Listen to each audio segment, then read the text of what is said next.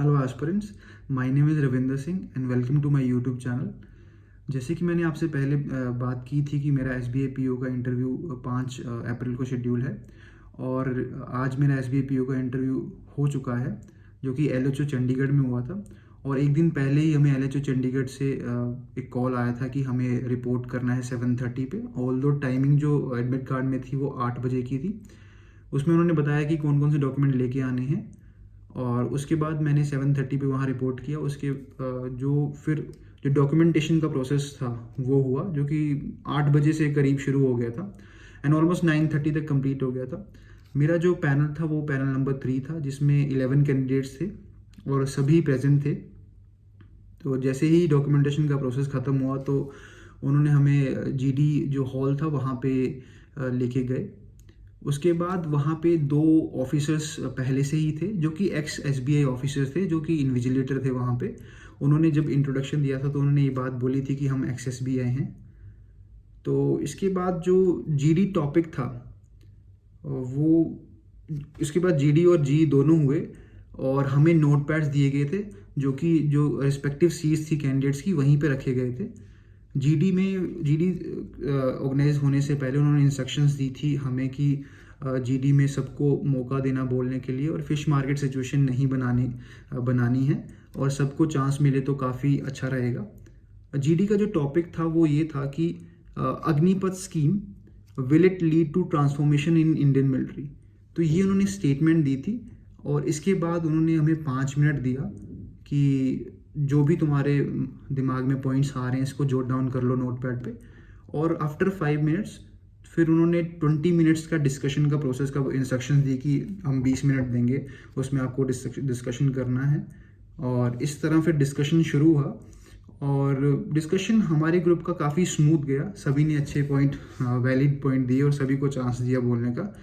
पर एक चीज़ मैं आपसे ज़रूर बोलना चाहूँगा कि कई बार मुझे लगा कि हमारा जो ग्रुप था वो टॉपिक से कहीं दूर चला गया था, क्योंकि जो अग्निपथ स्कीम थी वो कैसे ट्रांसफॉर्मेशन लाएगा मिलिट्री में या फिर लाएगा कि नहीं, उसको डिस्कस करना था। और ग्रुप में कई मेंबर्स थे और जो कि उसकी स्कीम्स के बारे में बात कर रहे थे, क्या बाहर कैसे होगा, एम्प्लॉयमेंट जनरेट होगी कि नहीं।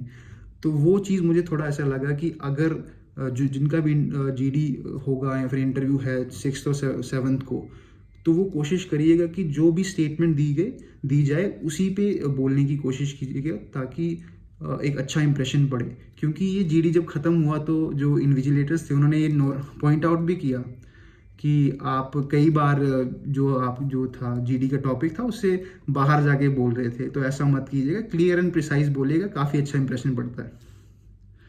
फिर जब जीडी ख़त्म हुआ उसके बाद उन्होंने एक 5 मिनट का ब्रेक मिला, जिसमें आप वॉशरूम या पानी पीने जा सकते हैं। उन्होंने फिर बताया भी था कि अगला जो प्रोसेस है उसका क्या रहेगा, कि ग्रुप प्लानिंग ऐसे करेंगे हम, उसमें ऐसे ऐसे इंस्ट्रक्शन उसके बारे में दी। बेसिकली ग्रुप प्लानिंग जो एक्सरसाइज है उसमें हमें एक सभी को शीट दी गई थी जिसमें 9 पॉइंट्स लिखे गए थे।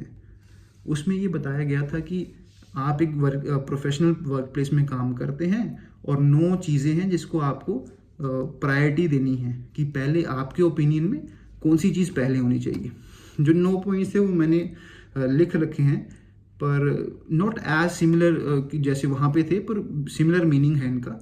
फर्स्ट जो पॉइंट है वो है मेंटेन पर्सनल हाइजीन, सेकंड है प्रॉपर ड्रेसिंग, थर्ड जो है फॉलो ऑल रूल्स, फोर्थ जो है take credit of completion, fifth was the complete all the task, six था एडमिट योर मिस्टेक, सेवन जो था take help of senior when you are not able to handle the situation, और eighth जो था वो था avoid politics, ninth was understand what is expected from you.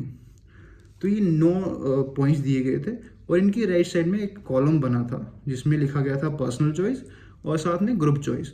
तो personal choice में जैसे अगर कोई एक टॉपिक है जैसे फॉलो ऑल रूल्स, आपको लगता है कि ये जैसे 3rd नंबर पे बोला मैंने, वहाँ पे 4th नंबर पे भी हो सकता था शायद, मेरे को पता नहीं है, इतना याद अभी है नहीं।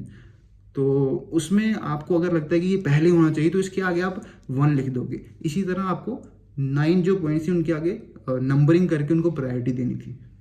इसके बाद फिर डिस्कशन प्रोसेस शुरू हुआ और इसको करने के लिए हमें 15 मिनट दिए गए थे, पर हमारे ग्रुप ने काफ़ी जल्दी इसको कंप्लीट कर लिया था। उसके बाद हमें टाइम दिया गया डिस्कशन के लिए, और डिस्कशन में काफ़ी, मैं बोलूँगा कि इतना स्मूथ डिस्कशन नहीं गया जैसे हमारा जीडी गया था। इसमें काफ़ी काउंटर जो पॉइंट्स थे वो दिए गए थे। फॉर एग्जांपल अगर मैंने कुछ पॉइंट बोला तो उसका काउंटर पॉइंट भी दिया जा रहा था बार बार, तो काफ़ी जगह कन्फ्यूजन हुई। तो हमने उस समय एक स्कीम जो थी हमारे दिमाग में, हमने वो किया कि जब भी कन्फ्यूजन आती थी तो हमने ग्रुप में एक चीज़ करी कि हमने बोला कि अगर कोई इस पॉइंट के लिए एग्री करता तो हाथ खड़े करे। तो ऐसे हमने करके सारे प्रोसेस कंप्लीट कर दिया। जैसे ही जो ग्रुप एक्सरसाइज कंप्लीट हुई, तो जो हमारे इन्विजिलेटर्स थे उन्होंने ये पॉइंट आउट किया कि you are not sitting in a parliament, तो यहाँ पे कोई वोटिंग नहीं हो रही है। जब भी आपको ऐसे करना है तो हाथ खड़े करने की ज़रूरत नहीं है, आप अपने पॉइंट्स दे सकते हो। तो मुझे वो चीज़ लगी कि हाँ वो सही चीज़ थी।